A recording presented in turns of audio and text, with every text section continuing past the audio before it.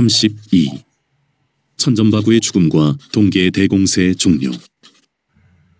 들녘의 실개울에 얼음이 풀리고 있었다. 돌돌거리는 물소리도 커져가고 있었다. 한낮이면 햇발도 햇솜 이불처럼 포근했다.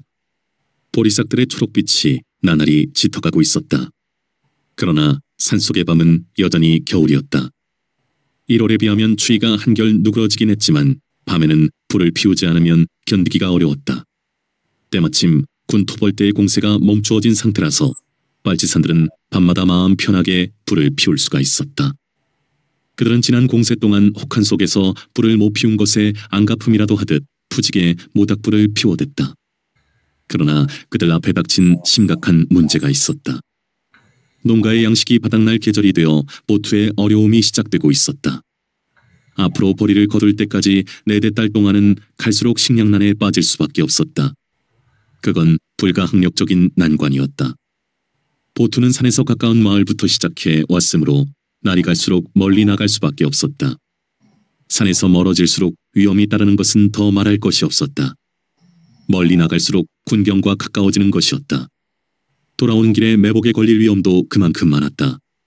그러나 앉아서 굶을 수는 없는 일이었다. 당장 먹는 것도 문제였지만 토벌대가 언제 또 들이닥칠지 모르는데 거기에 대한 대비도 최소한이나마 갖추어야 했다.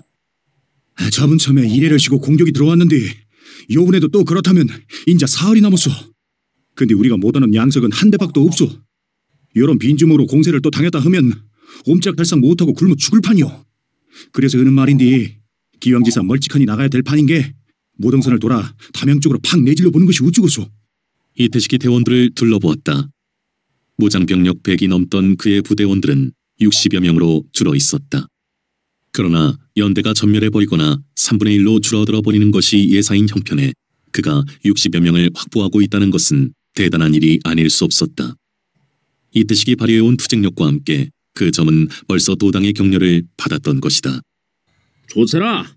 양성만 구할 수 있다면야 담양 아니라 남원에는 못 가고 목포라고 못 갈랍디요. 말을 불쑥 내놓은 것은 원종구였다. 하이, 저 사람 총질은 죽어도 안 올라가는 재견이 배넌질로 고픈갑네. 네, 참. 누군가가 tum을 놓았고 서너 사람이 쿡쿡거리며 웃었다. 와따 무담시 무참 주고 그래요. 니나 나나 은권이 있는 민주주의람서. 원종구가 뚱하니 대꾸한 말이었다. 아이고 매 참말로 서당계삼년이지. 누가 자네보고 빨치산이라고 였어? 임신 좋게 대해준게 인자 공짜로 먹으려고 덤비네 이게. 상대방의 말이 매워졌고 웃음소리들이 더 커졌다. 와따매 인심 쓰는 짐에 그냥 나도 빨치산으로 쳐주제. 무신 왼수졌다고 말을 그리 꽝하리 베키게 하고 그랬었소. 집 떠나 산에서 빨치산들 하고 한솥밥 먹고 살면 빨치산이제. 빨치산이 어디 시험 치고 나서 되는 것입기요? 원종구의 느릿하면서도 할 말은 다 하는 소리에 대원들은 그만 와 웃음을 터뜨리고 말았다. 돼야소. 그이야 거기서 끊고 다른 동무들 의견 듣기로 하겠소.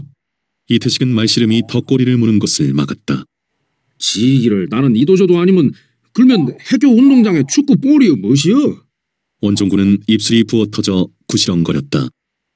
그런데 그는 유별나게 혼자서만 총을 가지고 있지 않았다. 그것이 바로 그가 빨치산에 끼어 있으면서도 빨치산 취급을 받지 못하는 이유였다. 그는 입산하게 된 연휴부터가 희한하게 남달랐다. 그는 산 가까운 마을에 사는 빈농이었는데 작년 가을 어느 날 빨치산들의 보투 때 쌀짐을 지고 따라 나서지 않을 수 없게 되었다. 물론 쌀짐을 진 것은 그 혼자만이 아니었다. 쌀짐을 진 4대 사람은 을에 그렇듯 산 어느 지점에선가 돌려보내졌다.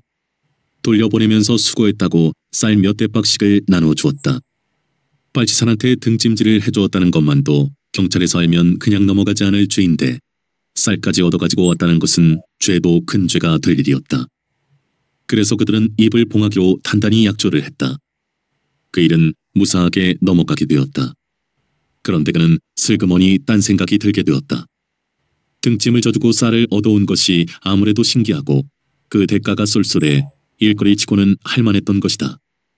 그래서 그는 빨치산의 보투를 기다려 등짐지기를 자청하고 나서게 되었다. 그는 서너 차례나 등짐을 졌고 그때마다 쌀대박을 얻어갔다.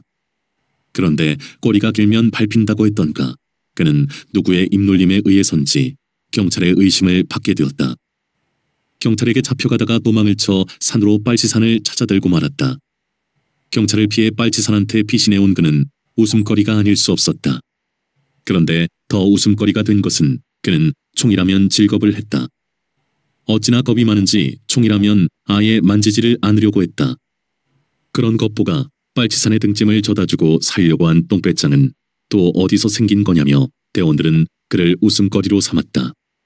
그는 이러지도 저러지도 못한 채 산에서 겨울을 맞았고 총도 갖지 않은 몸으로 2차례에 걸친 군 토벌대의 그 무서운 공세 속에서도 용케 살아남았던 것이다. 그 짝으로 덧으면 우리 빨치산 세력이 약한 데다가 들판이 넓은 게 개들도 배치가 덜 되어 있을 것이고 곡식도 여축이 있을 것 같구만이라. 일단 한번 나서보는 것이 좋겠구만이라. 조원재는 분석적인 의견을 내놓았다. 맞소. 나 생각도 그려서 그 짝으로 가보자는 것이오. 이태식이 반색을 했다. 더 이상 의견이 없어서 그들은 그쪽을 보투 지역으로 정했다.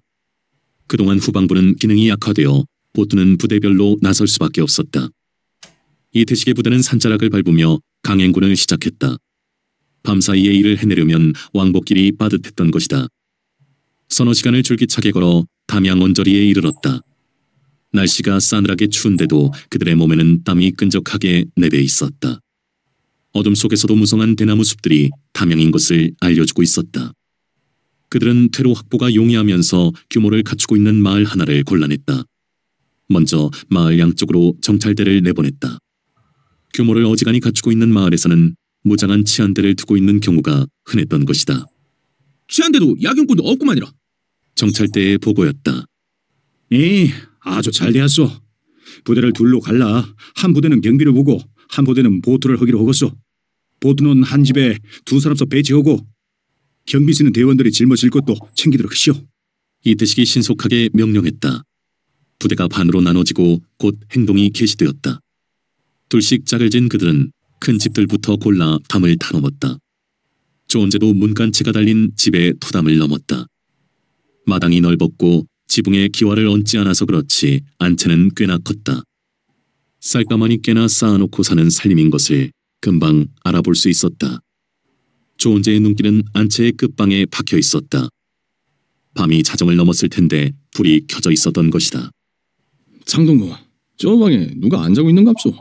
안 시끄러우려면 저 방부터는 더 터여 쓰겠소.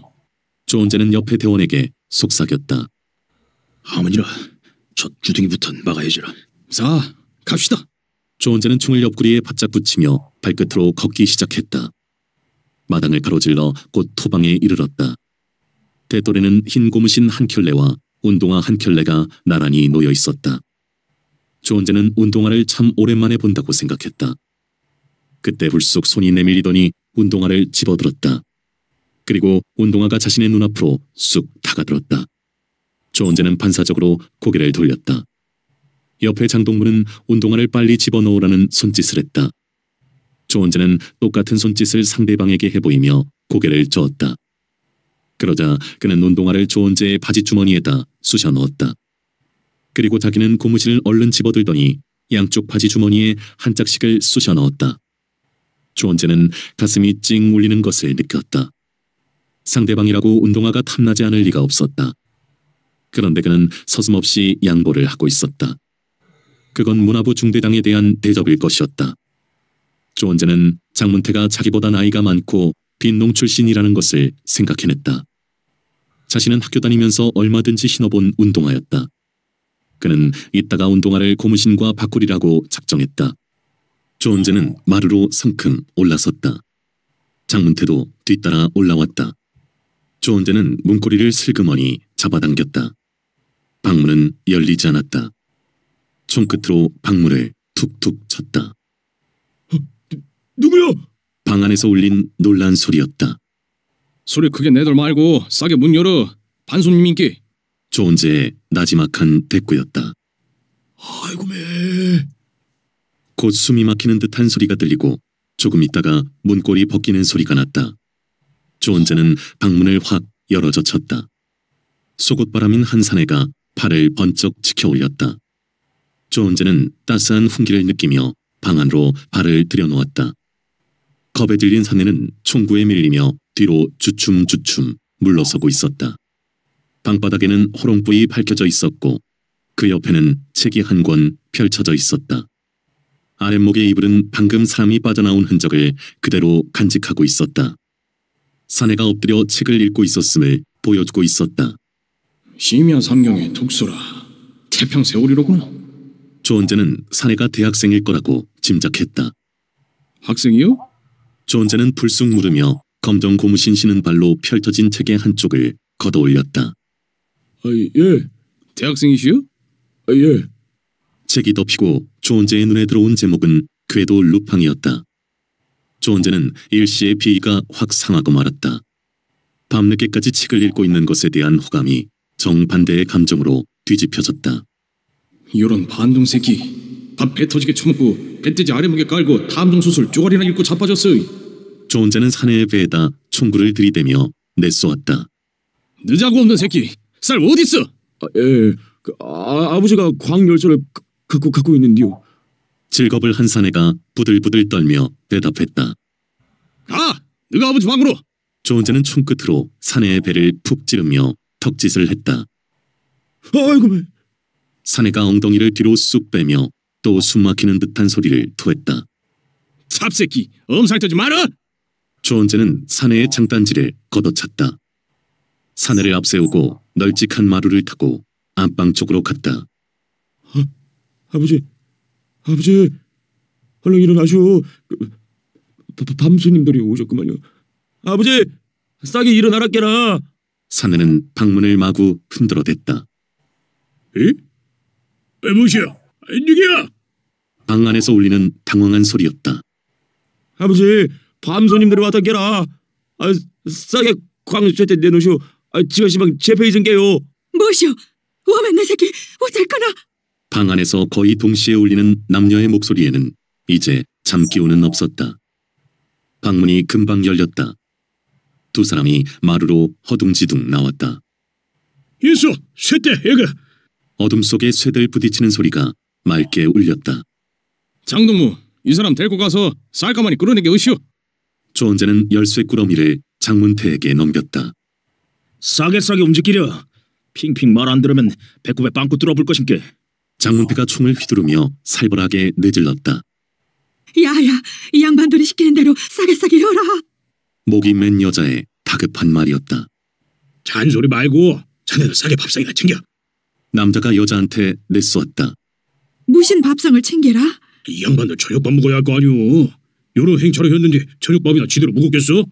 남자는 나이 든 값을 하느라고 제법 여유를 보이고 있었다. 어쩌제라? 묵다 남긴 식은 밥뿐인데라. 그번지 뜨신 밥 새로 하겠는가? 그것이라도 싸게 챙겨오소. 예, 알겠소. 여자가 허둥거리며 마루를 내려섰다. 조은재는 입에 군침이 고이는 것을 느끼고 있었다. 보시오. 광에 있는 곡식 다 가져가도 좋게 좋일 한다고 우리 아들한테는 해꾸지어들 마시오. 저것이 어찌어찌 얻은 독자요. 남자가 조은재 앞에 두 손을 모았다. 누가 해코지 온다디요? 조은재는 퉁명스럽게 말했다. 고마워요. 남자가 허리를 굽신거렸다. 지동원 동지 다 되었구만이라. 근데 광에 쌀가마니가 7, 8개나 되는데 아까워서 어쩌지라? 장문태가 토방으로 올라서며 말했다. 이 사람들도 묵고 살아야 하들 않겠소. 조은재는 기왕 가져가지 못하는 것 말이나 후하게 해두는 게 좋겠다고 생각했다. 어쩔게라. 밥을 딱딱 긁어도 한 그릇 택밖에 안 되는데. 부엌에서 상을 가지고 나오며 여자가 볼멘 소리를 했다. 에이, 집구석 살림 사는 거 좋으는지. 남자는 벌컥 내쏘고는 시장하실 것인데 요것이라도 싸게 드시라. 원하시면 뜨신 밥을 얼른 할 것이오. 목소리를 바꾸어 말했다. 왔다며 요 김치 냄새. 장문태의 입에서 격하게 터져나온 소리였다. 조은재도 확 풍겨오는 김치 냄새를 맡았고 그 순간 이빨 사이사이에서는 군침이 지르르 흘러나왔다. 너무나 오랜만에 맡는 김치 냄새였다. 조은재의 눈앞에는 문득 어머니의 얼굴이 떠올랐다. 장동무, 시간이 없소. 밥은 싸들고 김치는 입에다 몰아넣고 뜹시다. 조은재가 말했다. 그러자라. 장문태는 주머니에서 보자기를 꺼내 밥그릇을 엎었다. 보자기를 묶어 혁대에 찬 다음 김치그릇을 집어들었다. 드시라. 장문태는 입안에 고인 침을 꿀떡 삼키며 조원재 앞으로 그릇을 내밀었다. 장동무 원좀 드시오. 시간 없다게라. 장문태의 재치 있는 대꾸였다. 조원재는 더 사양하지 않고 두 손가락으로 김치를 집어 입에 몰아넣었다. 장문태도 거침없이 손가락으로 김치를 집어 입에 몰아넣었다.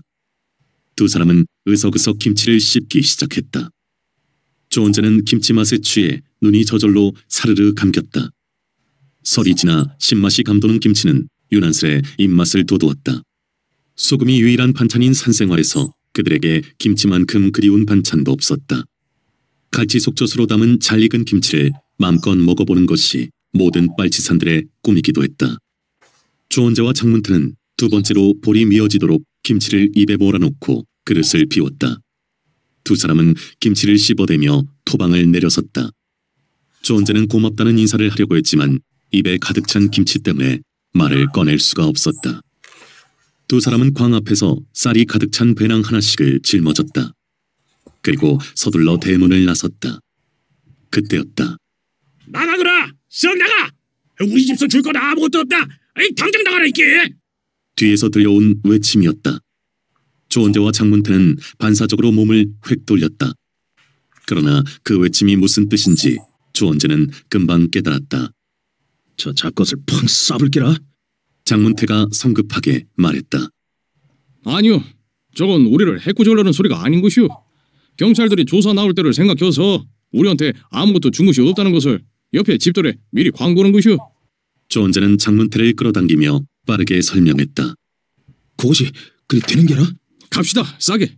두 사람은 쌀무게에 눌리며 고사태 어둠을 헤쳐나갔다. 집합 장소인 당산나무에 거의 이르렀을 때였다. 탕, 탕.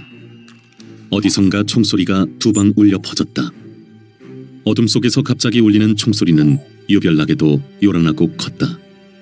조원재는 머리가 심하게 울리는 충격을 받으며 그때까지 입안에 가득 차 있던 김치 맛이 싹 가시는 것을 느꼈다. 총을 힘껏 움켜잡으며 어둠 속을 여기저기 살폈다. 당산나무 아래에는 대원들이 반 이상 와 있었다. 그들은 쌀이 든 배낭들을 진 채 앉은 자세로 총을 들고 있었다. 그들의 놀라움과 긴장이 그대로 드러나고 있었다. 지도원 동무, 걔들 아니겠어?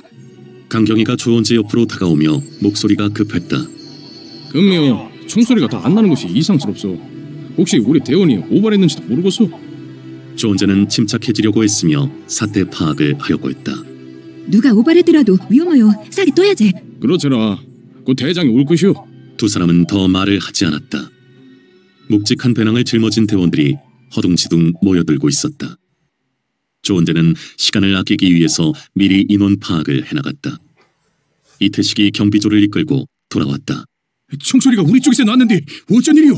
이태식이 대원들을 향해 대뜸 내놓은 말이었다. 야, 지가 총질을 했구만이라. 누군가가 어둠 속에서 대답했다. 무슨 일이 났소? 야, 우리 모르게 도망질 하려고 했구만이라. 어찌 됐소 그 사람? 죽었구만요. 잠깐 동안 침묵이 흘렀다. 싸게 떼고서 대원들 어찌 됐소? 이태식이 물었다. 보트전은 다 왔구만요. 조원재가 대답했다. 됐어. 짐들 갈라지는 것은 여기부터 뜨고 나서 하겠어. 출발이오. 이태식의 부대는 예정된 퇴로를 따라서 신속하게 마을을 벗어났다. 대나무 숲들이 여기저기서 그 특유의 서걱거리는 소리들을 내고 있었다. 그들은 상구비를 두어 번 돌아 짐들을 나눠지게 되었다.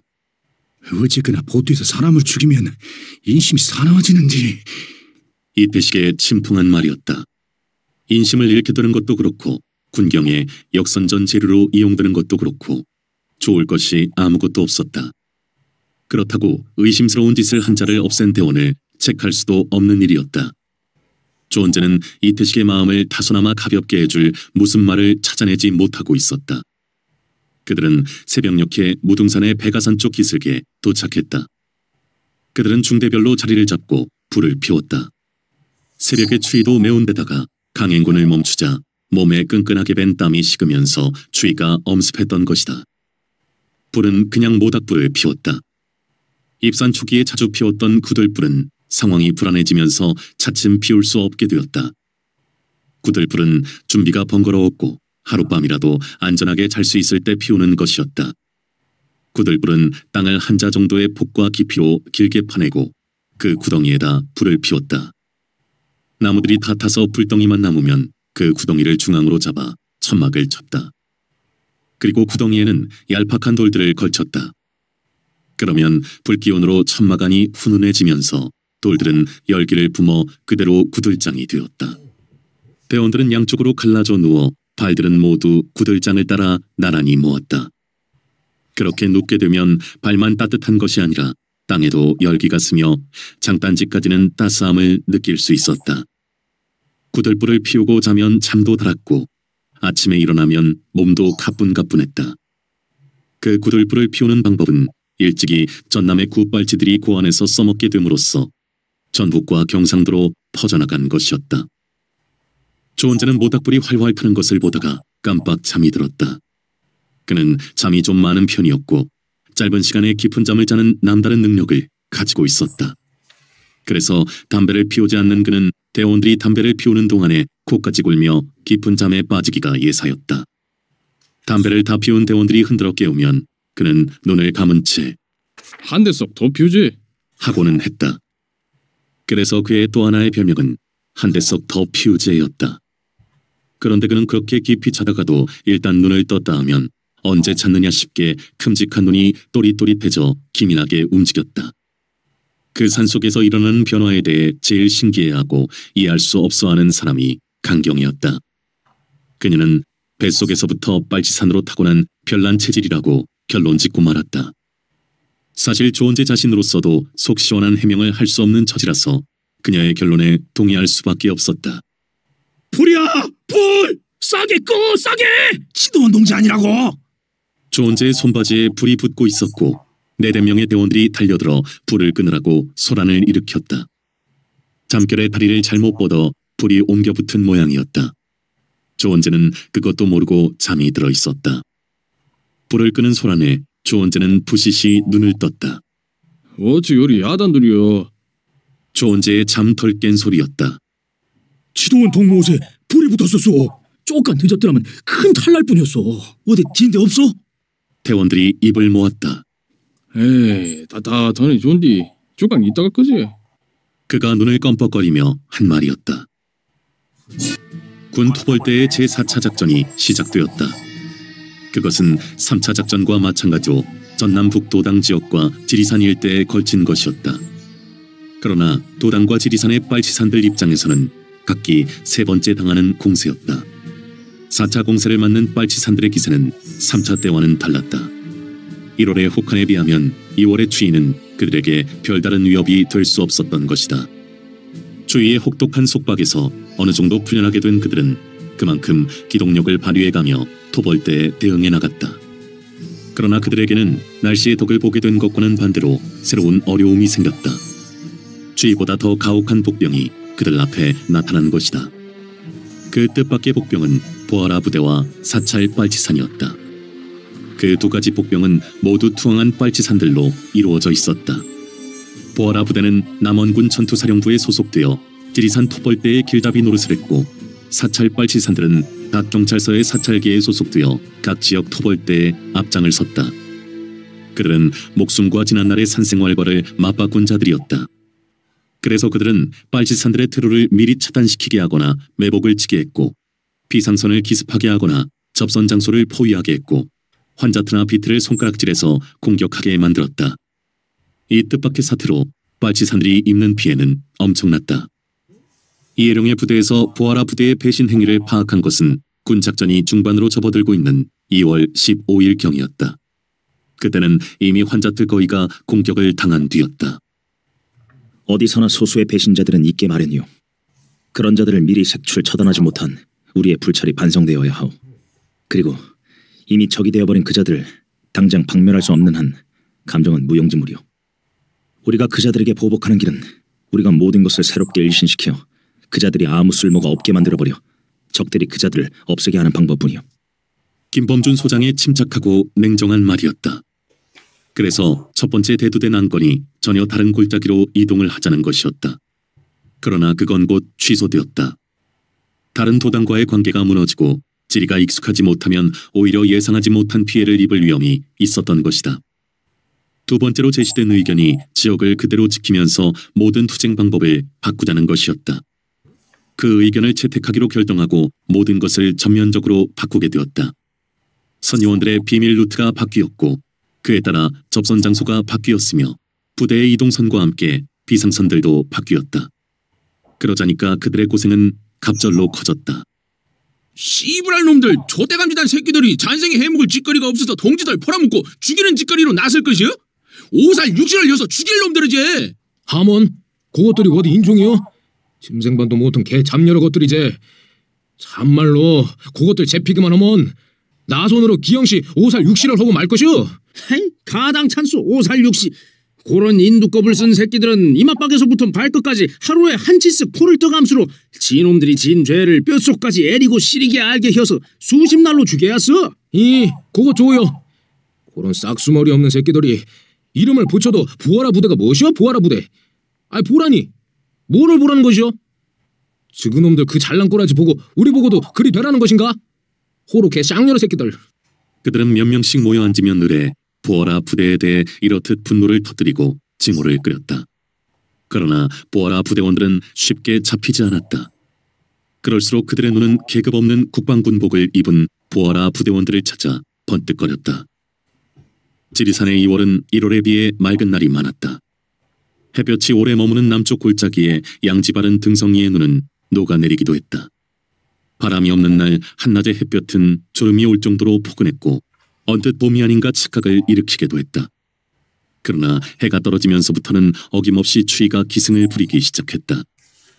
낮에 녹아내린 눈은 다시 얼어 빙판이 되었다.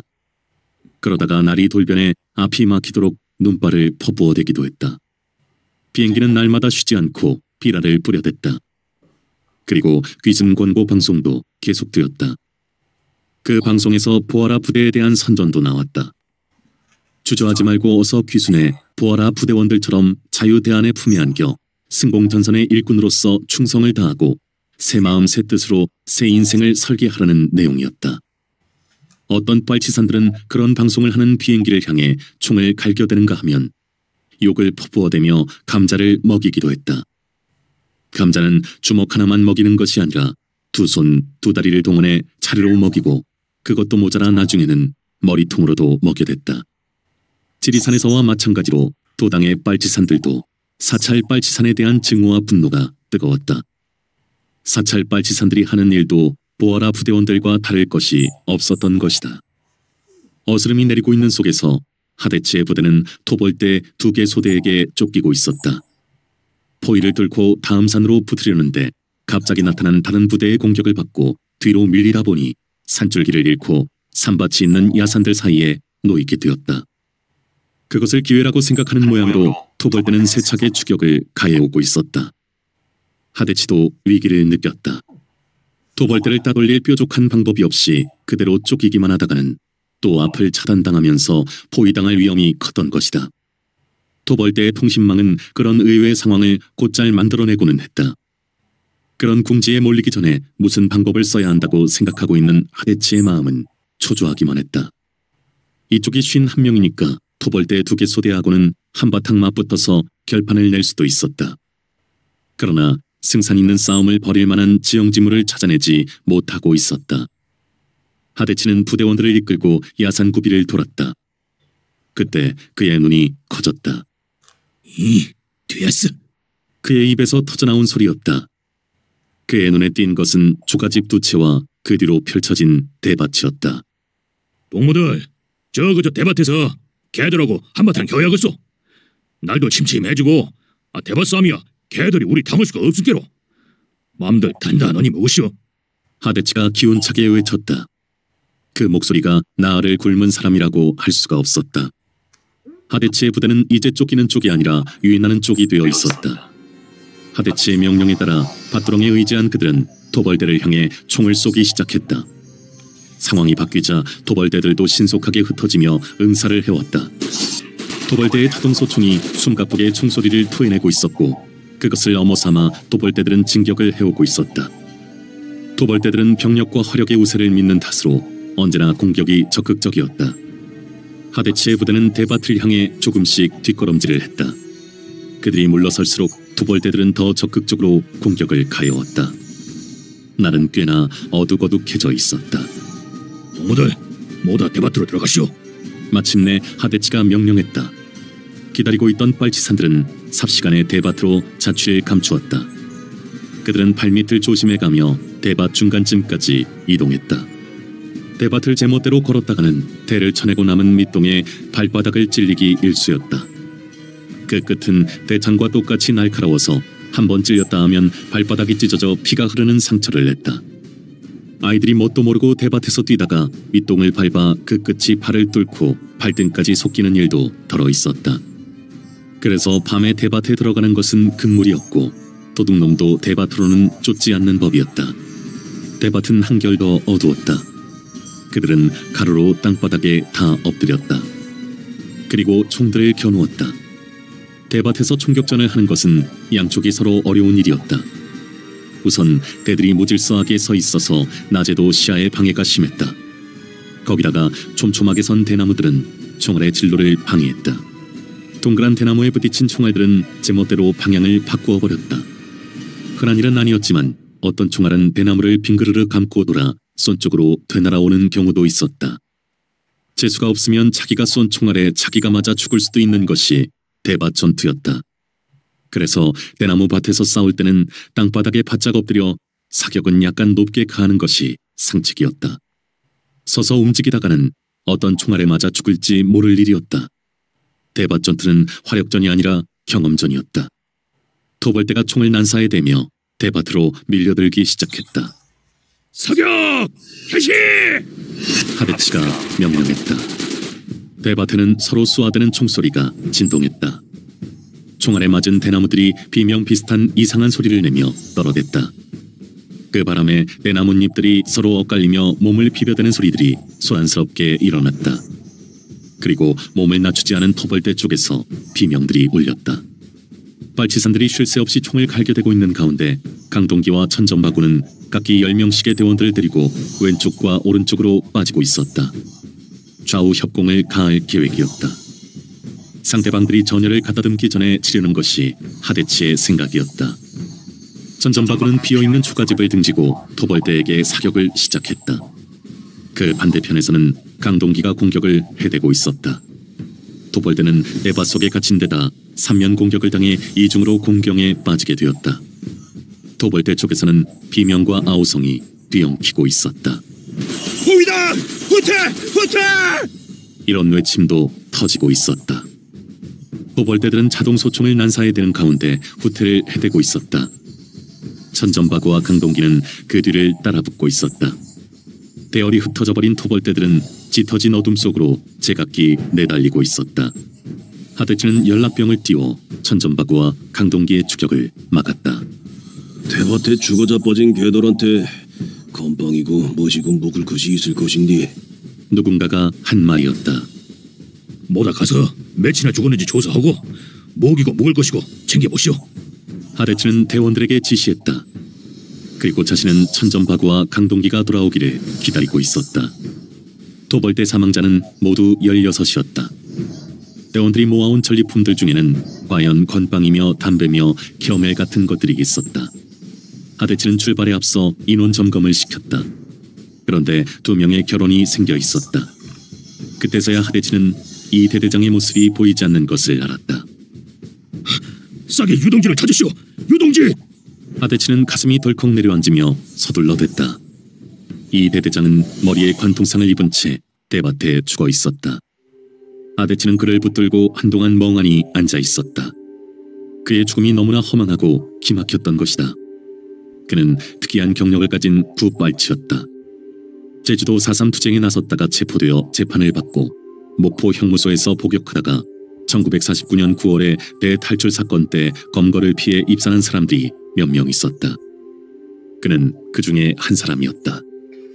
그는 그동안 온갖 고난을 무릅쓰며 투쟁해온 그야말로 백절불굴의 전사였던 것이다. 그런 그가 싸움 같지도 않은 싸움에서 죽어버렸다는 것이 하데치를 못 견디게 했다. 그는 곧잘 유순한 웃음을 지으며 해방이 되면 제주도로 자리회를 먹으러 가자고 말하고는 했었다. 하대치는 가슴에 구멍이 뻥 뚫린 것 같은 상실감을 아는 채 이 대대장의 선임을 생각하지 않을 수 없었다. 아까운 사람은 가도 싸움은 계속해야 했으므로 자리를 비워둘 수는 없었다.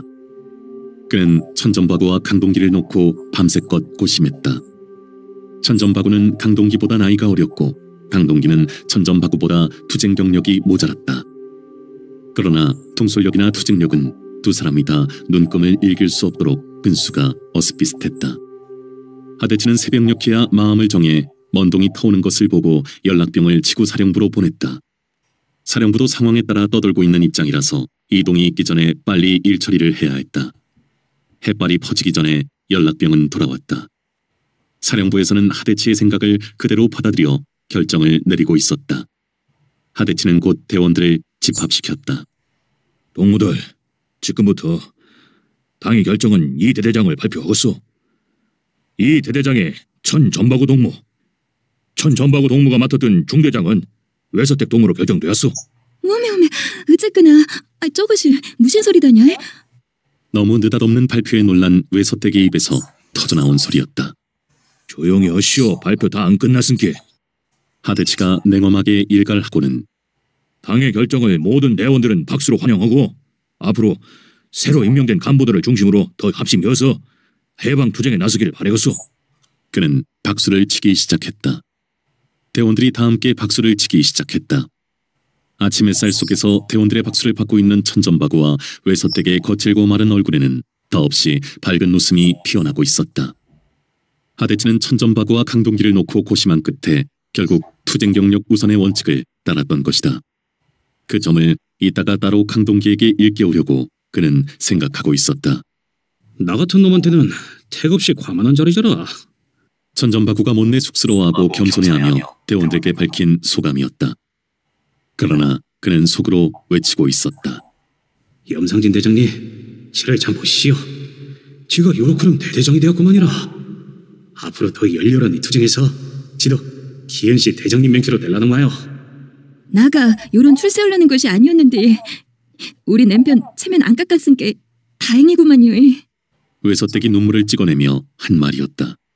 축하해요, 외서택 동무. 두 분이 이렇게 된 게 정말 너무 기뻐요. 김혜자는 외서택을 붙들고 좋아서 어쩔 줄을 몰라 했다. 외서택은 그런 김혜자를 물끄러미 바라보며 고개를 끄덕였다. 천전바구를 붙들고 좋아하고 싶은 김혜자의 마음을 헤아리고 있었던 것이다. 보름이 넘어도 군작전은 끝날 줄을 몰랐다. 을의 보름이면 끝날이라고 예상하고 있었던 것이 빗나가자 빨치산들은 당황했다. 다른 때와 마찬가지로 그들은 오래 굶으면서 싸우느라고 기진맥진해 있었던 것이다. 그런데 지난 두 차례와는 다르게 작전이 보름을 넘기자 그들은 신체적으로 지친 데다 심리적으로도 지치고 있었다. 천전바구의 대대는 기습당한 사령부를 구해내기 위해 토벌대의 측면을 치고 들었다. 그러다 보니 산중턱에서 토벌대와 정면으로 맞붙지 않을 수 없게 되었다. 토벌대의 수는 천전바구네보다 3배 이상 많았다. 천전바구의 대대는 사령부가 위기에서 벗어날 때까지 그 병력을 상대로 싸워야 하는 일종의 결사대 임무를 띠고 있었다. 그의 대대가 한 가지 유리한 것은 너덜공을 중심으로 해서 비탈의 윗부분에 위치해 있다는 것이었다. 토벌대들은 수적인 우세를 이용해서 밀고 올라왔다. 마침 너덜공의 바위들은 그렇게 크지 않았다. 천전바구는 대원들에게 바위를 몇 개씩 앞에 쌓아 방어벽을 급조하게 했다. 바위들을 드러낸 자리는 자연스럽게 몸을 들어앉힐 수 있는 공간이 되었다. 토벌대들은 바위들의 몸을 감춰가며 맹렬한 기세로 총을 쏘아댔다. 총알이 충분한 천전바구네 대원들도 아르를 향해 마구 총을 갈겨대고 있었다. 총알들이 바위들에 부딪혀 튕겨나가고 돌조각들이 폭탄의 파편처럼 흩뿌려지고 있었다. 천전바구는 총을 쏘면서도 토벌대의 우회 공격을 경계하고 있었다. 앞장섰던 토벌대 서너 명이 비명을 지르며 바위들 위를 굴기도 하고 고꾸라지기도 했다. 토벌대 쪽에서 먼저 총소리가 멎었다.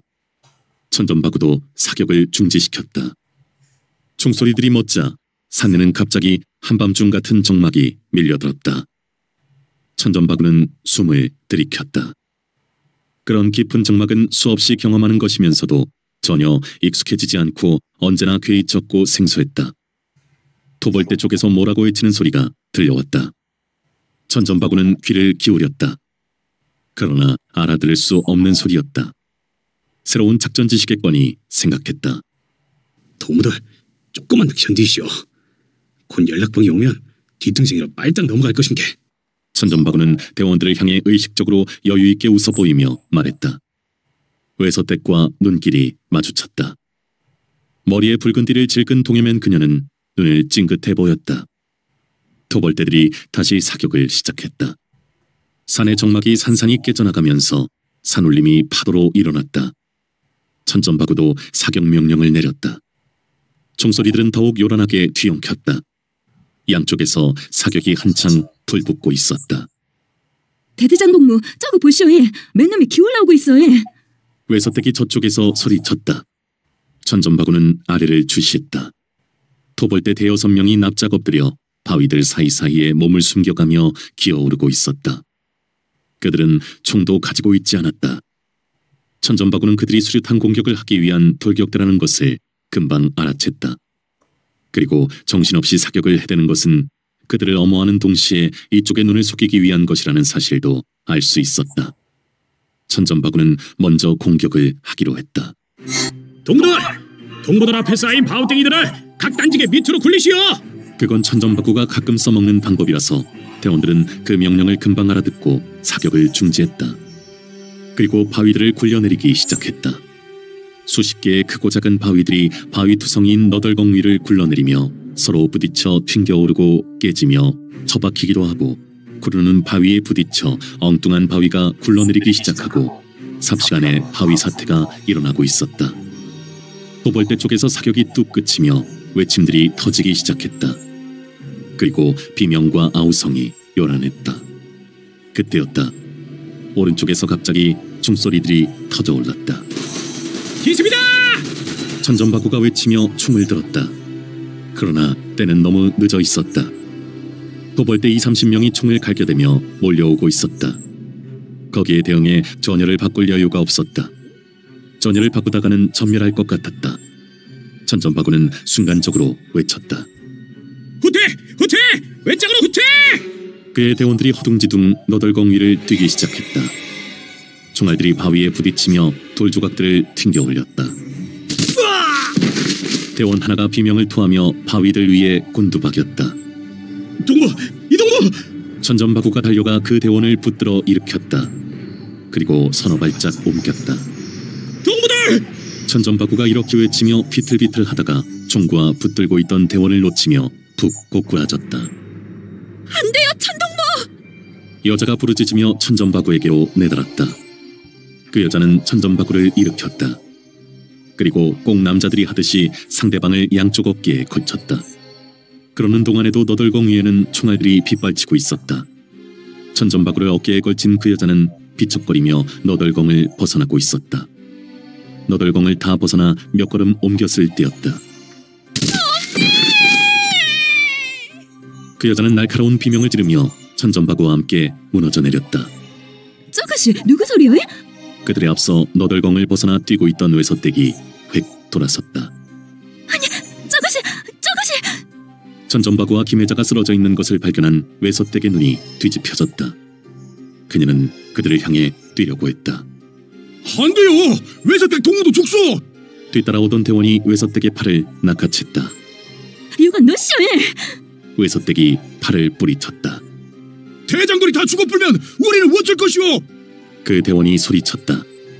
그때 외서댁은 자신이 중대장이라는 것을 퍼뜩 떠올렸다. 그리고 이미 토벌대들은 너덜공 위를 밟기 시작하고 있었다. 외서댁은 돌아설 수밖에 없었다. 뛰시오! 싸게 뛰시오! 외서댁은 울음 섞인 소리로 외치며 뛰기 시작했다. 천동무, 천전바구 동무. 가슴팍에서 피를 철철 흘리고 있는 김혜자는 간신히 천전바구를 부르며 팔을 뻗치고 있었다. 김동무, 그냥 가지. 배가 피범벅인 천전바구가 김혜자 쪽으로 가까스로 기며 팔을 뻗치고 있었다. 토벌대들이 총을 난사해대며 너덜공을 중간쯤 넘어서고 있었다. 천전바구와 김혜자의 손이 겨우겨우 맞잡혔다. 천동무. 김혜자의 일그러진 얼굴에 웃음이 피어나는 듯 싶었다. 김동무. 천전바구의 얼굴도 약간 웃는 것 같으면서 김혜자의 손을 잡은 팔이 부르르 떨렸다. 서로가 처음 잡은 손이었다. 인공 완세. 천전바구의 입에서 가늘게 흘러나온 소리였다. 그리고 그의 머리가 땅바닥으로 푹 떨어졌다. 김혜자는 천전바구를 향해 눈을 뻔히 든 채 숨이 끊어져 있었다. 외서댁은 하대치에게 천전바구의 죽음을 보고했다. 무엇이라고? 천동무가! 하대치는 눈을 부릅뜨며 부르짖었다. 그리고 어깨가 축 처져내리며 멍한 얼굴이 되었다. 그 얼굴이 점점 굳어지면서 핏기가 가시고 있었다. 그러더니 눈 가장자리가 파르르 떨리고 콧날이 실룩거리고 입술이 부들부들 떨렸다. 그는 아랫입술을 깨물었다.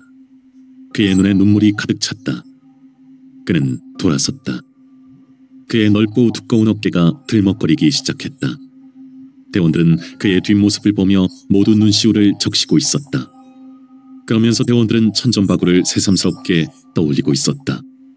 그들은 하대치의 눈물을 처음 보았던 것이고 천전바구의 비중을 새롭게 느끼고 있었던 것이다. 이틀 뒤에 군 토벌대의 작전이 끝났다. 2월이 다 가고 있었다. 하대치는 외서댁을 앞세우고 천전바구가 죽은 장소를 찾아갔다. 안창민과 이지숙, 강동기도 그들을 따라 나섰다. 그리고 부대원들이 뒤를 따랐다.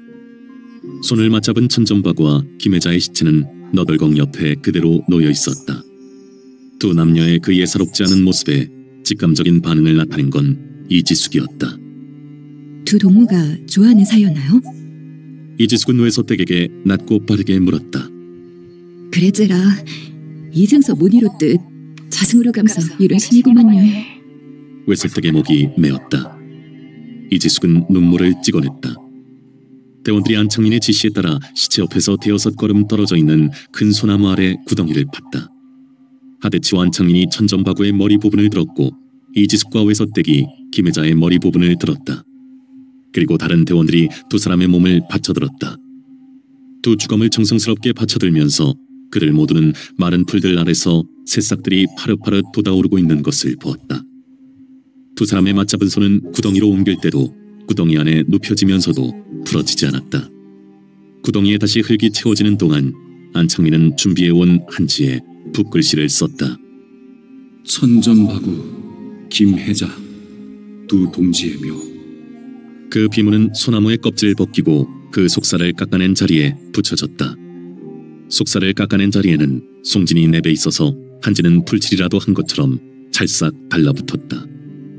한지의 먹물은 소나무에 스며들게 되어 있었고 한번 스며든 먹물은 사람의 몸에 문신을 한 것과 마찬가지로 소나무와 그 수명을 함께하는 것이었다. 평장의 묘 위에 너덜공에서 판판한 돌들을 골라다가 옮겨놓았다. 이지숙이 어디선가 진달래 가지를 꺾어다가 돌 위에 올려놓았다. 그 가지에는 열릴락말락한 꽃망울들이 몇 개 달려 있었다. 100일에 걸친 군 토벌대의 동계 대공세 동안 전남북과 경남 그리고 지리산에서는 1만 8천여 명의 빨치산들이 죽어갔다. 33. 1952년 5.15 결정. 3월 12일을 기하여 국방군 수도사단과 8사단의 서남지구 공비토벌작전이 종료되었다. 그리고 그 임무는 본래대로 서남지구 전투 경찰사령부와 일부 국방군 예비대로 넘겨졌다. 국방군의 대공세는 꼬박 겨울 석 달 동안이었다. 그 공세가 끝나자 모든 빨치산 지역은 적막에 쌓였다. 그들은 지역마다 그동안의 피해와 투쟁 결과를 정리해 나갔다. 피해는 더 말할 것 없이 엄청난 병력의 손실이었다. 그 결과는 조직의 재편성을 불가피하게 했다. 그리고 병력 확보를 위한 추모 사업의 필요성이 절실하게 되었다. 그러나 추모 사업의 필요성만큼 현실적인 난점들이 가로놓여 있었다. 휴전 협정이 시작된 이후로 보투의 협조가 날로 나빠져 온 것이 현실이었다. 곡식의 지원이 소극적으로 변해가는 인심에서 목숨을 내걸어야 하는 추모 사업이 잘 될 리가 없었던 것이다. 그리고 추모 사업에 대해서는 이미 회의적인 결과가 나와 있기도 했다. 지역에 따라 추모 사업을 해본 바로는 제대로 빨치산 생활을 하는 사람은 10명에 2~3명 정도라는 결론이었다.